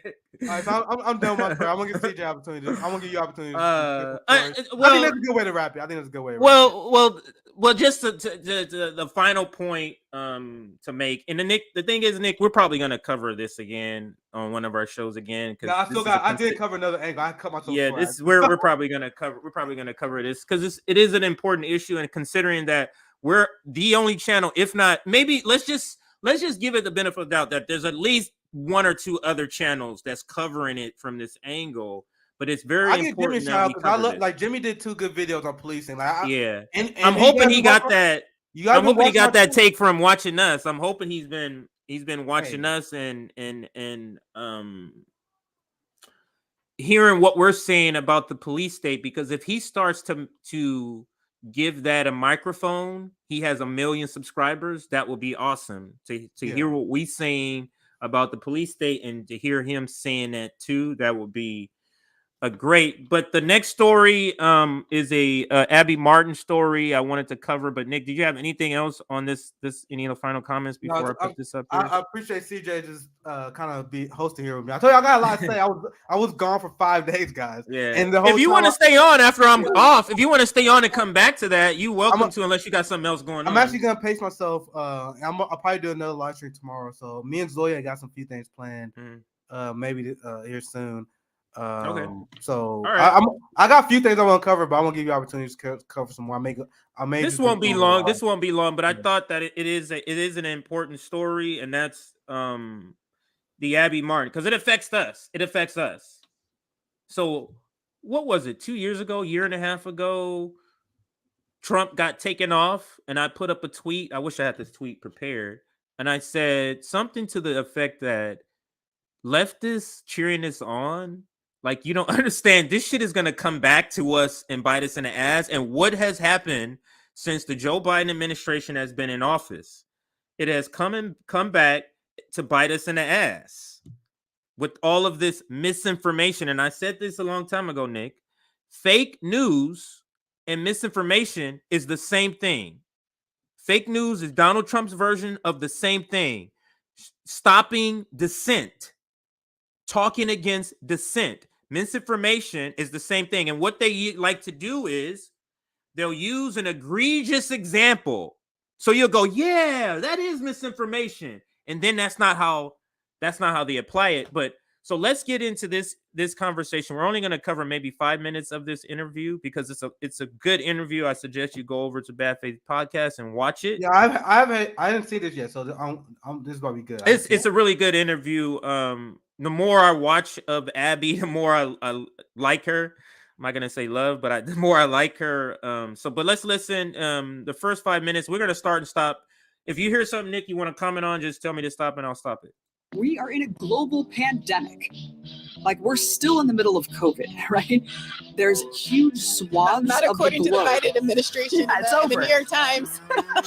It's over. Now that Russia's invaded Ukraine, COVID's over. Let's reroute all the COVID relief just to more advanced weaponry to Ukraine. I mean, you really cannot make this stuff up. Once the algorithmic censorship took hold, you saw defense contractor-funded think tanks like the Atlantic Council task themselves with fact-checking on outlets like Facebook and Instagram and Twitter, and very insidiously deem what is and what is not reality. And all right, I just wanted to hear that first part of the intro, and then I'm going to get into the actual interview here. So let's get into the interview now. It's kind of the culmination, Brie, of... Oops. Forgot this is a long stream, so any slight move of the thing... there. Okay. Advertising vehicle, because that's the way I have to survive. I am extremely excited and grateful to be joined today by Abby Martin, an American journalist, a TV presenter, an activist. For 3 years, she hosted Breaking the Set on RT and also hosted the Empire Files. We are talking here today because she has been a victim of the recent slate of kind of cancellations. Left cancellations are never framed. So I should have set this video up before I played it, but there is a specific attack on left media, because left media is a media that is the dissent to neoliberalism and liberals in office, right? So Chris Hedges has had a purge. Then we have our comrades like Convo Couch, like not a purge, but has been affected by this censorship. And then Abby Martin, and so on, where they're literally taking their content and dropping it, deleting it, getting rid of it. No advance notice. No, hey, maybe you should look at these items. None of that. Just getting rid of entire libraries. And after this happened to Abby Martin, she went on to the Bad Faith podcast, and I should have said all of this before, but I realized, well, so now let's listen to a little bit more of it. Frame that way, but why not if it gets the additional click? Welcome to Bad Faith Podcast, Abby. Thank you so much for having me on. So help us understand what has happened on the internet. So it's kind of the culmination, Brie, of a years-long censorship campaign that I think that we can trace back specifically to when the algorithms changed in the wake of the DNI report. This is the Director of National Intelligence in 2017 putting out what was supposed to be the end-all be-all report dissection of how Russian media and Russian propaganda undermined our so-called democracy and essentially paved the way to the Trump administration. Because as we remember, I mean, this was used, Russian propaganda and Russian media was basically greatly exaggerated to absolve our own political failures and just deflect all of our problems to basically point to this arch nemesis that lives very far away. That and United States and Americans, Nick, fall for these good versus evil concepts directly because of Hollywood. Hollywood is what gets people to think in this good, bad sort of concept instead of going deeper into a particular disagreement. So I just wanted to say that let's get back to Abby here. very little people even know anything about. And so RT America, what it was at the beginning, I mean, it cynically filled a void, a gaping void that was left by the corporate media, and uplifted anti-war dissidents and things like third parties and criticisms of capitalism. And we know, based on the D&I report that came out, that was the threat to the political establishment. It wasn't Putin propaganda, and it wasn't fake news. It was news that expressed grievances that the liberal establishment and neoconservative establishment wanted sanitized from our reality. They want. That is such a key point, and I'll give you an opportunity if you want to comment on anything thus far. But it's such a good point that the DNI report, the masses think, oh, that's about Russiagate. Russiagate is being used, overplayed, and used for this reason, so they can come in and silence all the people who they want to use this policy against, people like her. Go ahead, Nick. Yeah, this is why, as a leftist, watching anyone who was pushing Russiagate was beyond frustrating. That was like one of the first things I started tackling when I got a platform, was the debunking Russiagate. And I explained this before, because anyone who, because I don't want to take credit for it, right? Because anyone who's a leftist, anyone who's been paying attention with how the information war works, knew that Russiagate was going to be a giant problem when they turned it against the left. And this media crackdown that they were using Donald Trump and the right to fuel, it was obvious they were going to use it against us, because this is a tradition that is as old as time. They always were our establishment. Our establishment, they will use terrorism, they will use white supremacy, they will use stuff like January 6th. That's the new one. They will use that as an excuse to expand the power of a state, expand authority. In this case, they were like, "Oh, we're gonna prop up independent authoritarian news because of Russiagate." And I was watching people fall for that, knowing that would be turned against Black people, workers, and disenfranchised movements. So a lot of people still don't talk about the fact that Nicaraguan socialists was essentially purged from Google, Facebook, Instagram, TikTok, all this shit, because big tech aligned with our government, and they essentially took the order from the government to do that. That is another real example of them using the power they got, the power that many progressives gave them excuse to use while they were pushing Russiagate like TYT, and they turn it against the left. They turn it against workers. Now they turn it against Abby Martin. They turn it against Lee Camp, right? And they're gonna turn it against. We're gonna be on Rumble soon. I got to talk to you about that. We and it's important. This is another thing. This is just a side note to Nick. We have got to make sure we're putting our content on Rockfin. Yeah, we gotta get. I gotta get so better. I know Joe Sana. I was bad for a while, but now I'm good because JB was the one that got on me. Like, because I was bad, like not putting it on, but we got to put our because I was just thinking the other day, if they just like right now, tomorrow took all of, what would we do? Oh, let me. I can make this now. I can make this announcement now. Sorry, CJ, but we joined the Rumble. We joining call-in. I'm talking to someone about that right now. Actually, I actually meant to mention that to you yesterday, CJ, but I didn't. But so that's actually gonna happen very soon. Very soon. Already got the Rumble login. We have Getter too. You can find us on Getter. We don't use it, but we wanted to get the name before somebody opened an account under us and wasn't really us. So we have it. If you go there, you'll see us, but we're not active on there yet. Maybe we will soon. But all of these platforms, Nick, we have to diversify just like them. Use their own business tactics. Diversify. So spread our content over different media platforms. Go ahead. and this is kind of an announcement too, and we can continue here because once we hit Rumble, I'm pushing that hard. A lot of people that join Rumble, they like double they pretty much match their subscribers on YouTube. And I was talking to one of the Rumble people, and they made features on the recommendation page, which you would never see on YouTube. And so explain this to me. I'm not familiar with Rumble, so tell me. Rumble. I've been learning more about it too because I know Jimmy went to Rumble. I watched his last few streams on Rumble because I'm like, and I've been using Rumble recently. I'm like, bro, Rumble's better than YouTube, bro. Like, what the fuck? Like, the algorithm is better. They actually show recommendation other than just corporate garbage. I can't even look at YouTube no more. All the recommendations is ass. But anyway, I was playing around on it before. I was like, yo, this is actually. Why the fuck? Why am I even still? Can we stream there too? Like when we yeah, stream this so we show, gotta talk about this more. This This like still kind of still pretty. This is new. Okay, yeah, I was y'all hearing us talk. I was talking to this guy this last weekend. I'm like, damn, dude, we gotta get on Rumble. So once we do that, it's gonna be here very soon. We're gonna be pushing that pretty hard, and I want you guys to support us on because Rumble. we have to think about it. Like are we gonna be the ones? Are we gonna be Chris Rock? Are we gonna wait till Will Smith get all the way this close and slap us?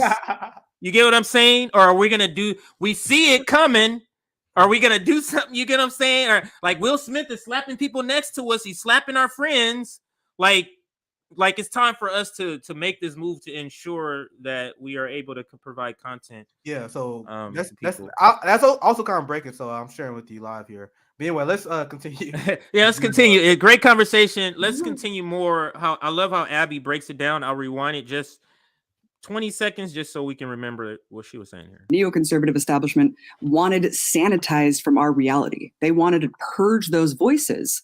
And so what you saw was an algorithmic censorship campaign taking root, where Google and a lot of these multinational corporations that control social media giants, they preemptively changed the algorithm, backpaged alternative media and independent news, where you just simply couldn't find things like the Real News Network, Truth Dig, Truth Out, all of these outlets that were essential sources for us, that were essentially cultivated and expanded in this egalitarian notion of the internet being a free-for-all. Anyone can use it. Anyone has the space and opportunity to be a competitor with corporate media. Well, that was all crushed in the wake of this DNI report, and they basically went on this huge crusade against fake news.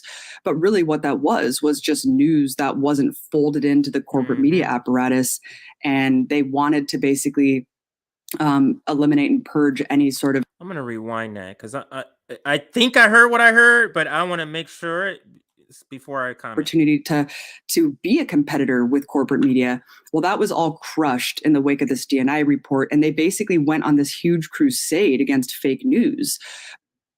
Fake news. It's the same thing I said, Nick. Fake news and misinformation is the same thing. It's just two different terms. One, the red team is using fake news, and the blue team is using misinformation. And they use egregious examples, like a person talking about vaccinations, giving terrible information. You see why this misinformation? Yes, but then you go over here and you apply misinformation to Abby Martin's content, where she's criticizing you. You get what I'm saying, Nick? So go ahead. Anything before? You want to know what else they have successfully done? Well, at least a great way they have brainwashed the public. They try to redefine what a journalist is and what journalism is and what press is. So they would say only authoritarian sources should be respected. That only if you work for a corporate outlet or if you work for some cable news channel, you are a journalist. And this was harmful because this is the rationale that liberals will use to justify our state going after Julian Assange. Because they will say, Julian Assange WikiLeaks, they're not journalists. They're not journalists. No, if you can share a story to people, you are a journalist. This is what your freedom of the press right gives you. And I will ask liberals this all the time. You realize there's nothing that separates someone who worked for MSNBC and an ordinary person under our law, right? We all protected as in our First Amendment right to have the freedom to be the press. So us having this YouTube channel makes us the press. If you can share a story, if you can share a story to 3 or 4 people, if you go somewhere, you report, damn, I went to this place, this worker, they having strikes over there. You tell 4 people, that's a form of journalism. That's the press. They try to delegitimize that. And they were like, oh, well, you got people that are just podcasters, you got people pushing conspiracy theories. They always say, oh, Jimmy not a journalist, this person not a journalist. Like, no, anyone who can share a story is a journalist.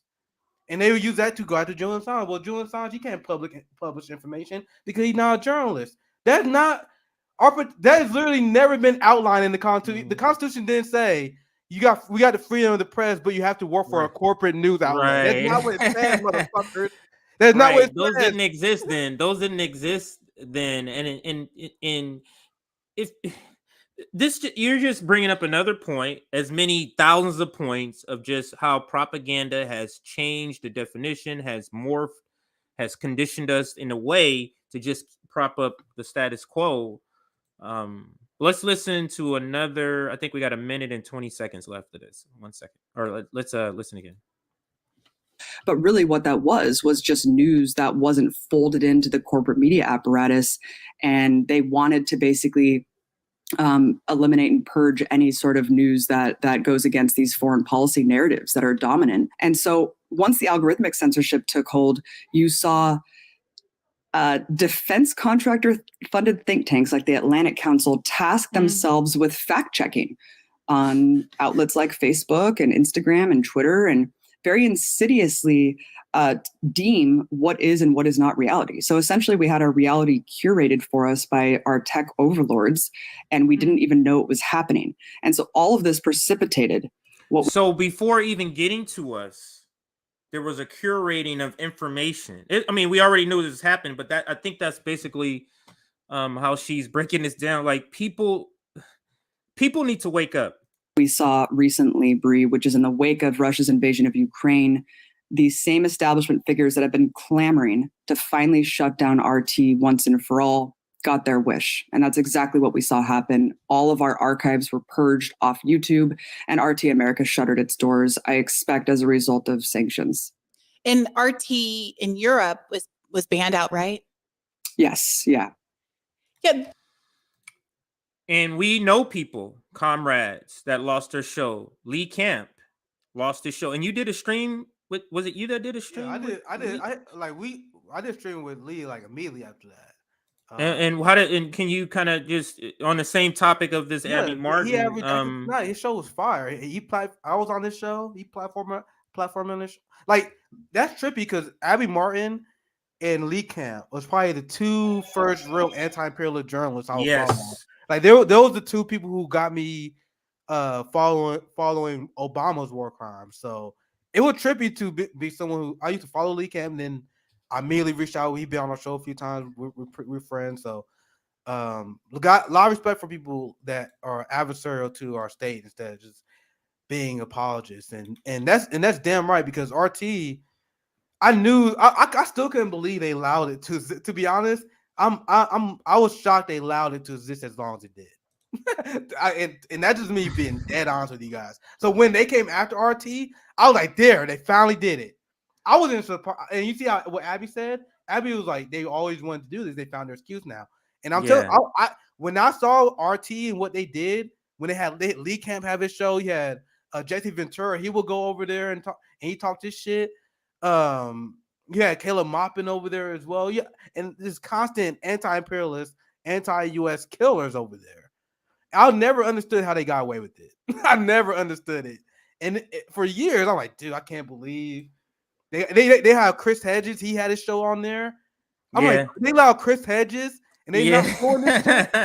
So when they pulled it, a lot of people were surprised. I'm like, bro, I'm surprised they didn't do it earlier. To be real with you guys. Yeah, because they had Abby on there, they had Lee on there, they had Chris, they had a lot of fire on that network. And they were like, well, the Russia statement. Every single person at RT, especially including people who worked at RT, like Ed Schultz, and then he used to work for MSNBC.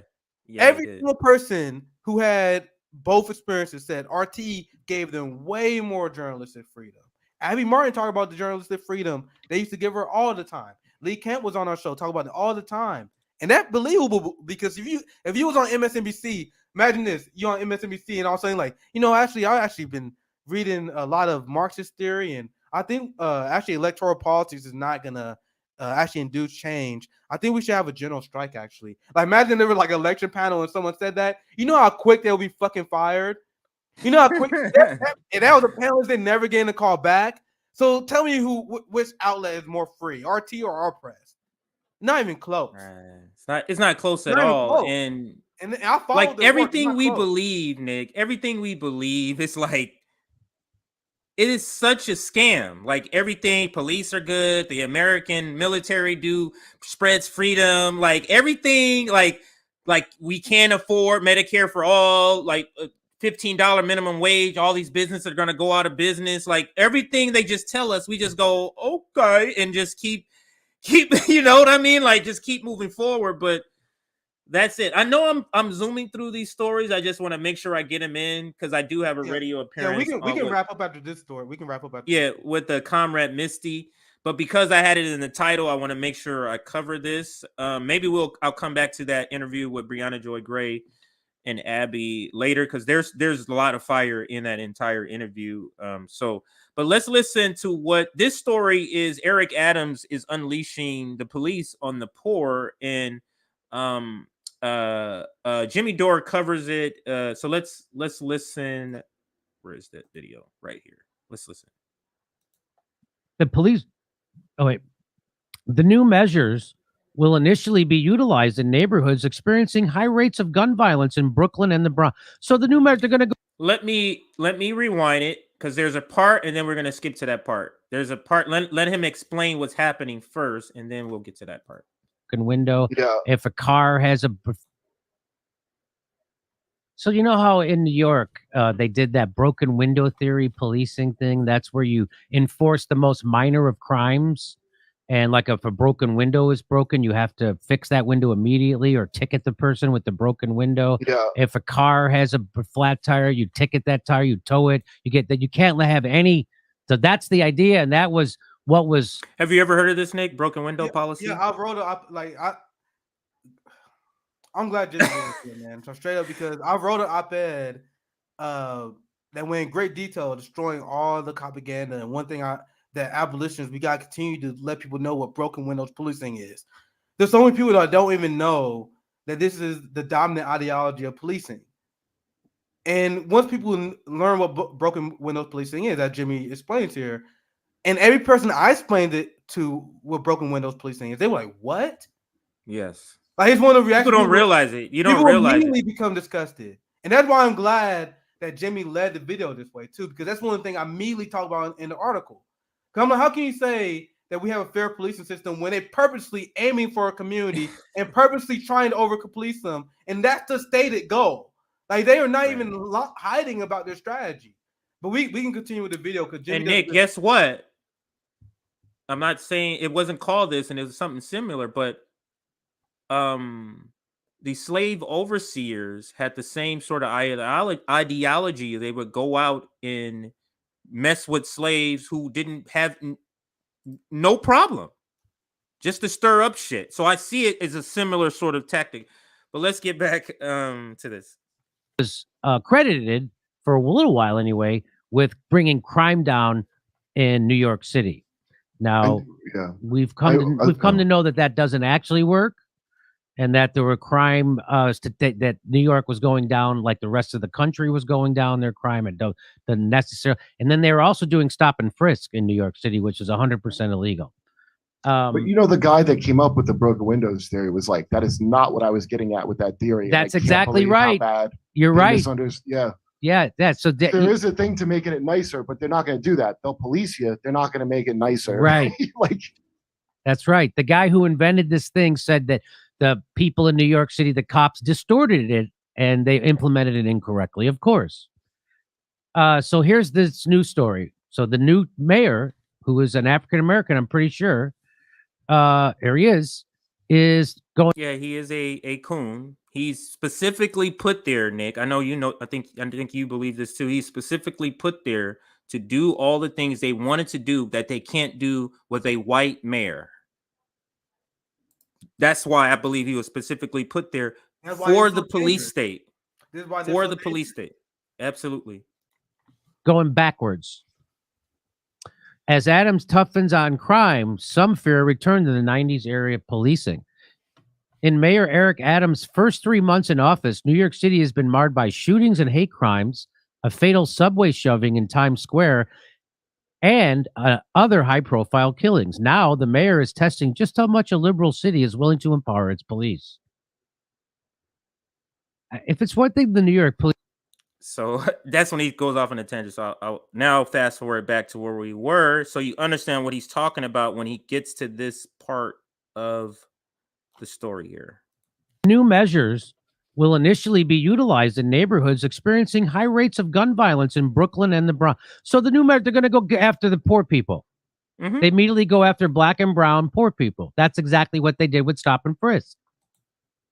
If they were going after gun violence, like that dice game shit, this is what they do. Go ahead, Nick. Go ahead. This is a good segment because we have to explain what the cops do, and that is what that is. And I wrote op-ed. I let this video play a little bit more. I want to show you guys. I haven't plugged it in a while because I actually wrote an op-ed. No, you would never ever see someone write an op-ed defending police budgets, right? I wrote it's like maybe 2,000-3,000 word op-ed, completely shredding our police state and going over every single argument they made and debunking it. Why you guys think I can do this all day? I can do this all day. But anyway, look, we can play the video and I'm gonna show you guys what I wrote on broken windows policing and why Jimmy's on point here. Like Jimmy is you. I don't know, like Jimmy proposed solutions, right, to these issues. He's good at talking about it and proposing it, but he's using the right language because at 10 Demands, we want to highlight that this is an economic war. Broken windows is regressive economics that is designed to impose financial penalties on the working class. So let's continue the video. And I know you gotta go soon, but I'm gonna shortly plug this. Yeah. It's like I said, if you want to continue, you can absolutely continue. I just checked my messages to see if I got the link from Misty yet, and I haven't gotten it yet, so I'm not late. But in another video, people may not know this, but Jimmy Dore talks about how he knows a lot of cops, like his dad is a cop. I think he said his dad is a cop, his brother's a cop, his cousin, his grandfather, like, so he grew up in this, and he says it even himself. He's like, there's no good cops. There's cops who assimilate to the system, and then there's the ones who get out of it. That's it. There's no that concept doesn't exist. He's like, that doesn't exist. So I'm loving what Jimmy has been saying lately about the topic. But let's continue. See how much I can get through before I got to take off. They do with speech. This is the same thing. It's broken windows theory of speech. You need to aggressively punish the tiniest things, and it doesn't. It makes things shittier and like more angry. Yeah. The new measure will be in poor black and brown neighborhoods in Brooklyn and Bronx. Some of the same areas where black and Hispanic New Yorkers were disproportionately affected by stop and frisk police tactics that were deemed unconstitutional. After years of national Democratic efforts to distance themselves from 90s style tough on crime tactics, Mr. Adams is now pushing New York into a new era of more aggressive law enforcement, even with the city far safer than in earlier decades. I'm not sure. Your thoughts, Nick? I don't know if Jimmy touched on this, but he covered this great. But he mentioned how Adams is pushing a new aggressive style of law enforcement. Eric Adams openly came out in support of stop and frisk. You know the thing that Jimmy is talking about right now? In 2021, literally supporting stop and frisk. And you guys think he's not about to implement that? They're literally looking to expand the police in NYPD, and they're slow rolling it. So we're definitely gonna see that back.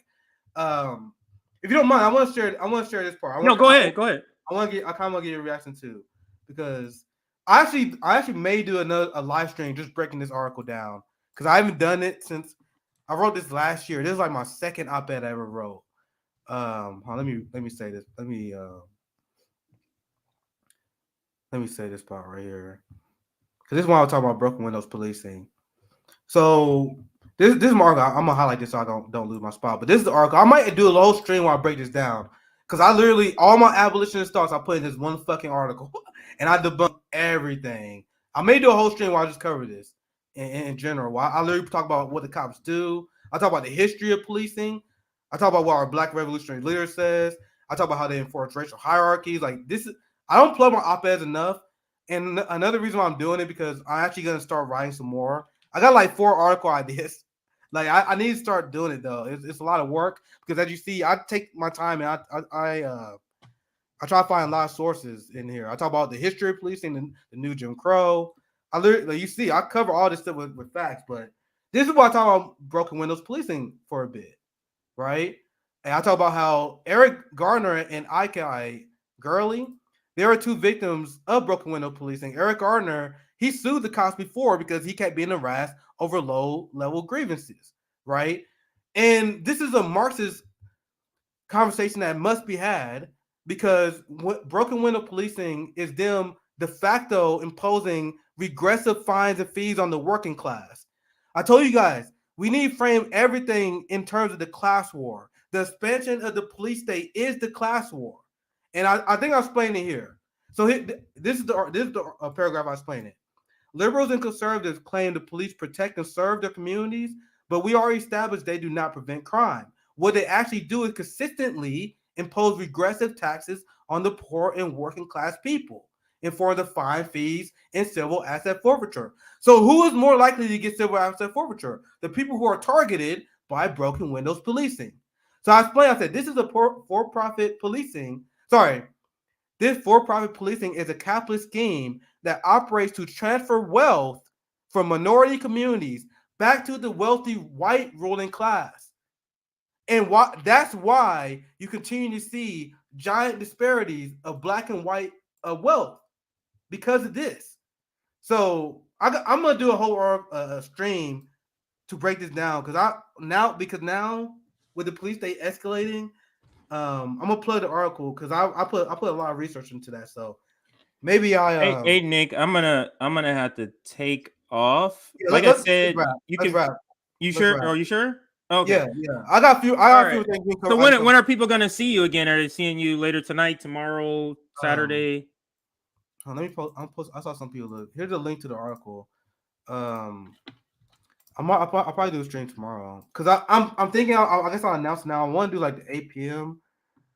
Central slot. I'm gonna start doing. I got too much stuff to talk about. I'll be behind. Like that's gonna be like like me and Zoya. We had a slot. That might be a slot where I bring on guests on Tuesday or what day are you doing that? In general, like maybe. Oh, in general. Oh, gotcha. So I have the 3 p.m. slot. You would have that slot. Gotcha. Yeah. So it will also serve as like guest time. So we usually do Nick and CJ around that time. That will also be like the same thing. So that don't count. So I may do a Tuesday evening. That'd be that. Me and Josana, we got a slot. Me and Josana, we're gonna do a show Tuesday evening, and then Wednesday evening kind of be me presenting stories. I may have a recurring guest, Zoya, probably gonna be that. Thursday is International Leftist Coalition is gonna be on that time slot, and then that rounds out the week. And then I got my Saturday show. So it's gonna be 4 days a week at 9 p.m. Central.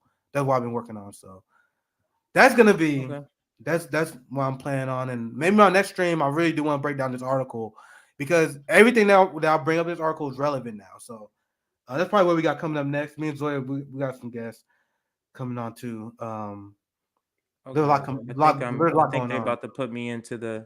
I'm already logged into the radio thing. It's just that I'm waiting for them to put me on. So, all right, thank you guys for watching. And I'll be here tomorrow. Make sure you check it out tomorrow, 3 p.m. Eastern, and then I guess Nick will let you know when he's gonna start doing that show at 8 p.m. Central, which is 9 p.m. Eastern. But that's all I have. If Nick doesn't have anything else, we're gonna be signing off here. On Patreon. If you guys enjoy the stream, have a good one, guys.